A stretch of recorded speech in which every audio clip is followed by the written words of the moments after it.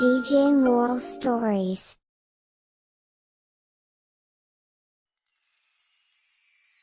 ఒక గ్రామంలో ఒక వ్యక్తి రంగా తన భార్య మీనాక్షి ఇంకా పిల్లాడు గణేశంతో ఉన్నారు. ఒక పెద్ద మొక్కు తర్వాత వాళ్ళ బాల గణేష్ వినాయక చతుర్థి రోజు పుట్టారు. అందువల్ల భార్యాభర్తలు ఇద్దరూ ఆ బిడ్డని దేవుడిచ్చిన భాగ్యంగా తీసుకున్నారు. ఆ గణేష్ మనసులో కూడా వినాయకుడిపైన ఎక్కువ భక్తి ఉండింది. వినాయకర్ చతుర్థి రాబోతుంది. మార్కెట్లో వినాయకుడి సెలలు, స్వీట్లు మరియు అన్ని కొనుక్కోడానికి జనాలొచ్చారు. నాన్నా, ఈ రోజు క్లాస్ లో బాబు ఏమన్నాడంటే వాళ్ళ ఇంట్లో వినాయకుడి విగ్రహం పెడతారంట. ఆ రోజు హోమాలు చేస్తారట. సరేరా బాబు, నువ్వు కూడా వెళ్ళు. వెళ్ళాలా? ఎక్కడికి వెళ్ళాలి? ఎవరన్నా నన్ను పిలిచారా ఏంటి? అంటరాని వాళ్ళ నన్ను అందరూ చూస్తున్నారు. వినాయకుడు ఎందుకని మన ఇంటికి రావటం లేదు? ఎందుకు? ఈ విధంగా చెప్తూ గణేష్ ఏడుస్తూ ఇంటికి వెళ్ళిపోయాడు. రంగన్ చాలా పేద జాతికి చెందినవాడు.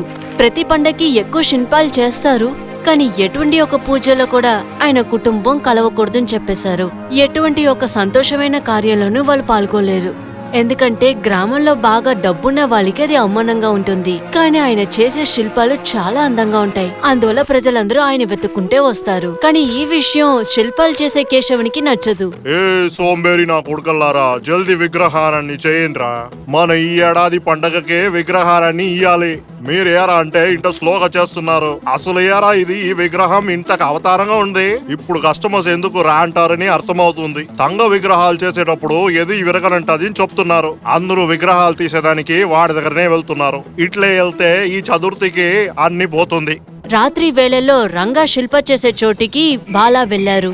ఆయన మట్టిని మార్చి చెడిపోయిన ఒక బురద మట్టిని పెట్టేశారు. ఆ మరుసటి రోజు రంగన్ శిల్పం చేయడానికి వచ్చినప్పుడు ఆ మట్టిలో ఆయన కాలిని పెట్టారు. అందువల్ల జారి పడిపోయారు. ఆ విఘ్నేశ్వర స్వామి, నన్ను కాపాడు, నన్ను కాపాడయ్యా. అయ్యో స్వామి. రంగని ఒక గొంతుని విని మీనాక్షి మరియు గణేశన్ పరిగెత్తుకుంటూ వచ్చారు. ఏంటంటే ఇలా జరిగింది? ఇప్పుడు తీసుకున్న ఆర్డర్ ని ఎలా చేయాలండి? సగం డబ్బులు జనాల దగ్గర తీసుకున్నాం. సమయానికి వాళ్ళకి సెల చేసి ఇవ్వకపోతే వాళ్ళు గొడవ చేస్తారు. ఆ కేశవుడు జనాల్ని రెచ్చగొట్టడానికి ఇది ఒక మంచి అవకాశం అవుతుంది. ఇప్పుడు ఏం చేద్దామండి?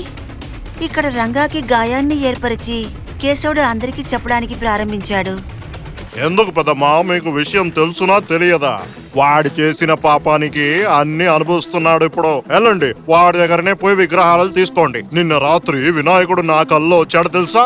వచ్చి ఏం చెప్పాడంటే, పాపమైన వాడు వల్ల నా విగ్రహారం చేస్తున్నారంట.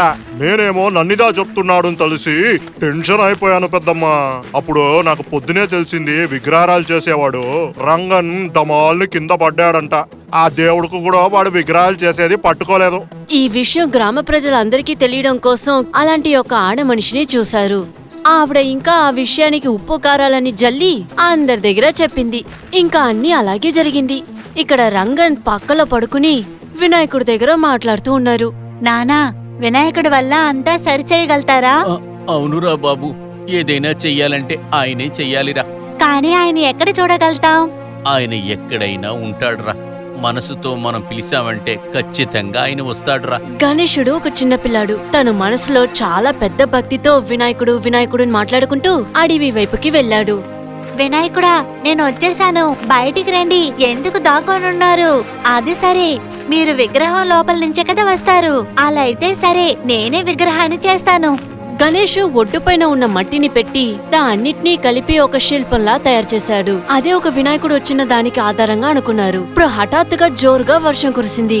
ఆ మట్టితో చేసిన శిల్పం కరిగిపోయింది. అయినా సరే గణేష్ మళ్ళీ ఆ శిల్పాన్ని చేశారు. మళ్ళీ అలాగే అయింది. ఇదే విధంగా 3 సార్లు చెరిగినా కూడా జోరుగా వర్షం పడినా సరే ఆ శిల్పం చెదరకుండా ఉండింది. గణేశన్ తిరిగి చూసిన తర్వాత అప్పుడు ఏమైందంటే, ఏనుగా తన తొండంలో ఒక పెద్ద ఆకుని పెట్టుకుని అది గణేశుడికి ఒక పెద్ద గొడుగులాగా నుంచునుండింది. గణేశుడు ఆ చిన్న వినాయకుడి శిల్పాన్ని చేతిలో తీసుకుని వాళ్ళు శిల్పాలు చేసే చోటుకి వెళ్లి కూర్చున్నాడు. వినాయకుడితో మాట్లాడుతూనే అలా నిద్రపోయాడు. వాళ్ళు లేచి చూసేటప్పటికి శిల్పాలన్నీ సిద్ధంగా తయారై ఉండింది.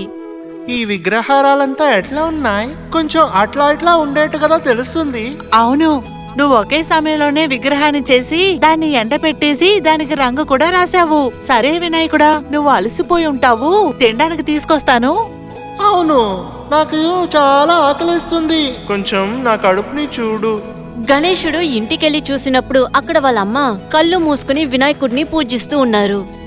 గణేశుడు చేతితో ఆ ప్రసాదాన్ని తీసుకొచ్చి వినాయకుడికి తినిపిస్తూ ఉన్నారు. పూజలో కూర్చున్న మీనాక్షికి ఒక దృశ్యం కనిపించింది. దాంట్లో వినాయకుడు ప్రసాదం తింటూ ఉన్నారు. తను కళ్ళు తెరిచింది. ప్లేట్ ఎక్కడా? మిమ్మల్నేనండి. మీ విఘ్నేశ్వరుడు వచ్చారు, చూడండి, త్వరగా లేవండి. అసలు కదల్లేని పరిస్థితిలో ఉన్న రంగా లేచి నుంచున్నారు. ఇద్దరూ చేతులెత్తి దండం పెట్టి వినాయకుడిని పూజించారు. దేవుడా, ఇప్పుడే నేను శిలలు చేయటానికి ప్రారంభిస్తాను. శిల్పాలు చేయడం కోసం వాళ్ళిద్దరూ బయటికి వచ్చారు. బయట జరిగిన ఆ ఆశ్చర్య దృశ్యాన్ని చూసి ఇద్దరూ ఆశ్చర్యపోయారు.